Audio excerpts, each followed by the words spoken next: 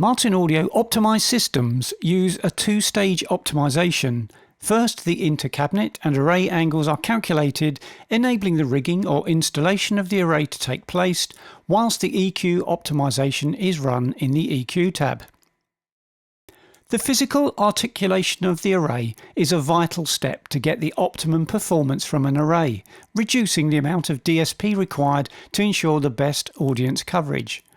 The Splay tab is used for the mechanical optimization. The Splay window is divided into 5 areas. On the left is a table of cabinet angles. Next, there is a diagram of the array, a coverage diagram, the current acoustic output plot, and on the right are tools to refine the mechanics of the array prior to the optimization.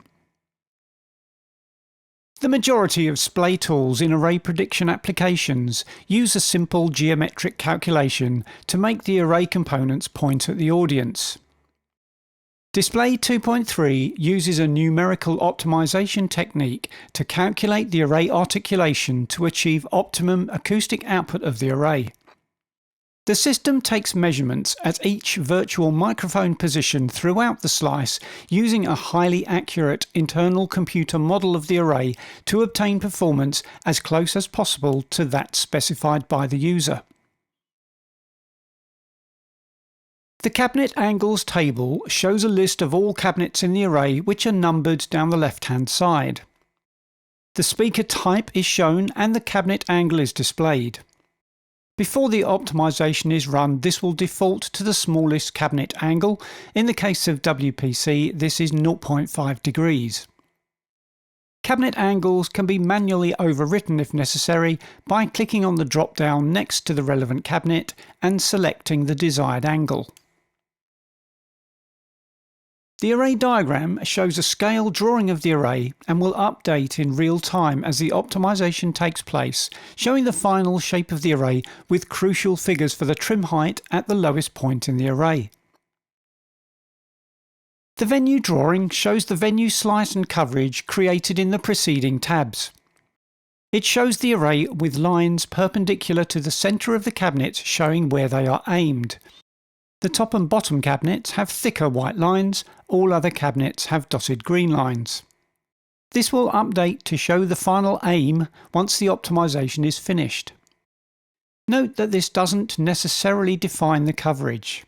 The final array and intercabinet angles are dependent on a great many factors, and you should avoid the temptation to correct the coverage angles manually, as was frequently necessary with conventional line array systems.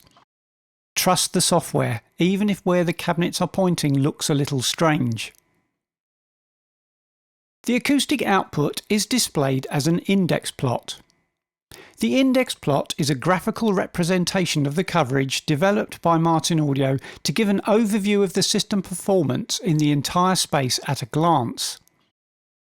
The horizontal axis is frequency, similar to a standard frequency response graph. Level is indicated by colour, yellow being the loudest, going through the colour spectrum getting gradually quieter to blue, which are the lowest SPL levels. The vertical axis is rather unique. This is the shell of the room unravelled, starting with the back of the stage at the bottom, going up over the stage, through the audience region, up the back wall, over the roof and down the wall behind the array. The dashed horizontal white line shows the audience start position, the solid white line the audience finish, and the dashed black line is the reference point. In an ideal world, the central rectangle between the audience start and finish would be a consistent colour left to right, with a slight change from bottom to top to reflect the SPL profile.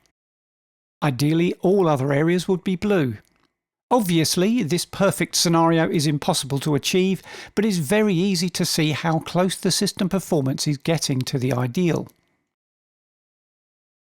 Prior to the optimization, you can see a concentration of energy just behind the reference point as the flat array is pointing towards that position. The index plot will update when the optimization has been run, so you can see how the coverage has been improved just by calculating the optimum array articulation. The calculation section has two uses. It will show the aim angle for the array once the optimization has been completed with the array height and distance from the rear wall. These figures can be manually overwritten either before or after the optimization. A common use would be where flying points cannot be positioned exactly where originally intended, so it is necessary to make an adjustment. Likewise, the quantity drop-down allows you to modify the number of boxes. Perhaps the flying point is lower than expected, so you have to reduce the number of cabinets to preserve sightlines to the stage. If you have enabled Expert Mode in Display Preferences, the Optimization section will be available.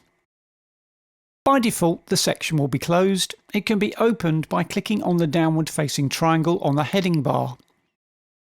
The first option is the ratio between target and leakage that determines how the optimization will prioritize the Splay coefficients. The actual numbers entered in the boxes are irrelevant. It is the ratio between the two that is important.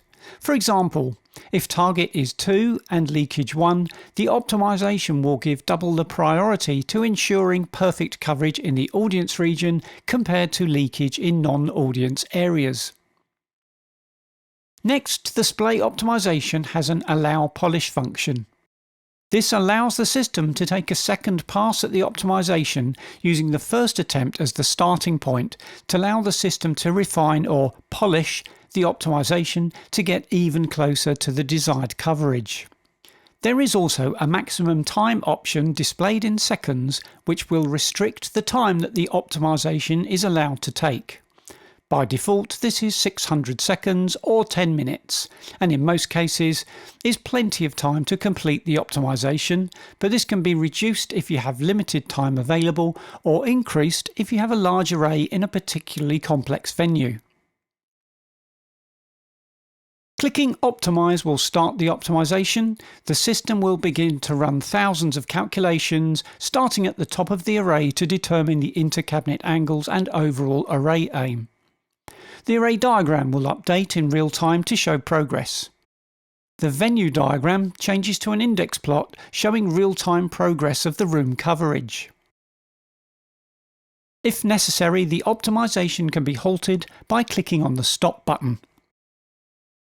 Once the optimization is finished, the cabinet angles table, array diagram, coverage diagram and index plot will all update to reflect the calculated array and inter-cabinet angles. If for any reason you are not happy with the results, you can click on Reset to return the cabinet angles to the starting positions and make any changes before running the optimization again.